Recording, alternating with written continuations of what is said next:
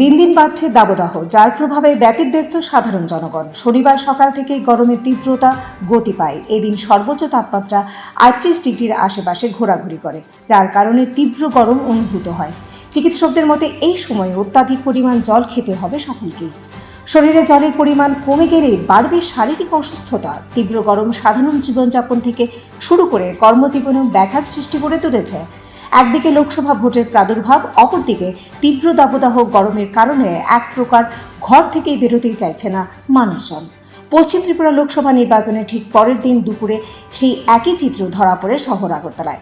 গরম থেকে রেহাই পেতে শহর আগরতলায় প্রায় জনশূন্য। এই বিষয়ে জনৈক ব্যক্তি জানায়, রাজ্যে গরমের তাপমাত্রা প্রচণ্ড পরিমাণে বৃদ্ধি পেয়ে চলেছে। কালকে বাতাস ছিল না, ঠিক আছে। কাজ করছে, মানে গরমটা কেমন? গরম তো খুব আছে, কিন্তু বাতাসটার জন্য কিছুটা রক্ষা আছে। আমার মনে হচ্ছে আপনার 37 ডিগ্রি সেলসিয়াস আছে আগরতলা তাপমাত্রা হবে। অসহ্য গরম, তবে ওই বাতাসটা থাকাতে রক্ষা। আর এই কী বলবো, কাজ তো করতে হবে না। আচ্ছা, কালকে তো বুট ছিল আর শহরে লুকটুক নেই, একদমই কম ছিল। আজকে তো বুট নেই, লুকটুক কি অন্যতম কম দেখা যাচ্ছে? কিন্তু কালকের তুলনায় কিছু দেখা যাচ্ছে, মানে গরমের জন্য মনে কম। গরমের জন্য সেটাই।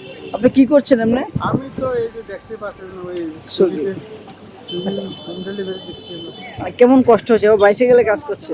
হ্যাঁ, মানে গরম প্রচন্ড, অন্যতম প্রচন্ড বেশি। হ্যাঁ, আছে।